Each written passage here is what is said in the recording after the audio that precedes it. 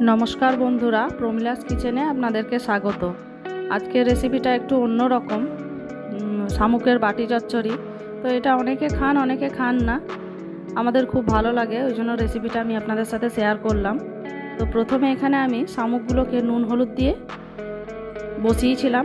एटार थेके निजेर थेकेई जल बेरिये गेছে। देखुन এই জলটা শুকনো করে শামুকগুলোকে আমায় একটু তেল দিয়ে ভেজে নিতে হবে। এটা একটু টাইম লাগবে।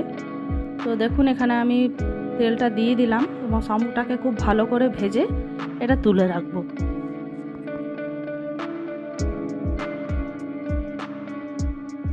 শামুকটা এখানে ভাজা ভাজা হয়ে গেছে।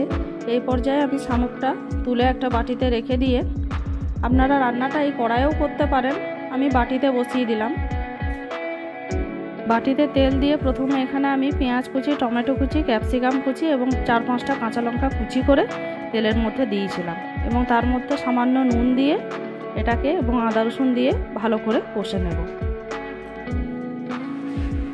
তার মধ্যে আমি হলুদ গুঁড়ো, লঙ্কা গুঁড়ো, ধনে গুঁড়ো এবং জিরে গুঁড়ো দিয়ে আবার মশলাটাকে খুব ভালো করে কষে নেব।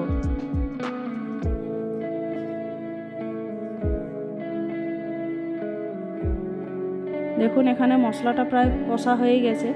এই পর্যায়ে যে শামুকটা ভেজে রেখেছিলাম এর মধ্যে দিয়ে আরও ভালো করে এটার সঙ্গে আমি শামুকটাকে কষে নেব। কষা হয়ে গেলে এখানে আমি পরিমাণ মতো জল দিয়ে একদম লো ফ্লেমে বসিয়ে এটাকে রান্না করব। দেখুন শামুকটা আমার কষা হয়ে গেছে প্রায়।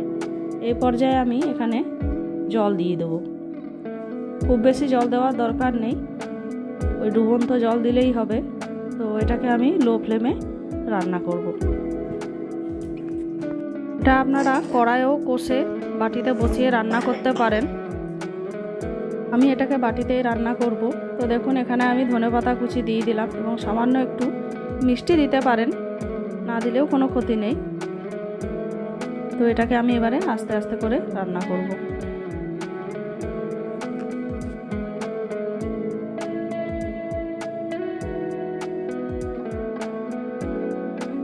দেখুন এখানে জলটা কমে যেতে শামুকটা রান্নাটা প্রায় হয়ে এসছে।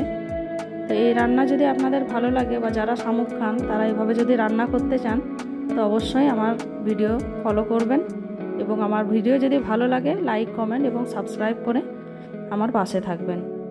ধন্যবাদ।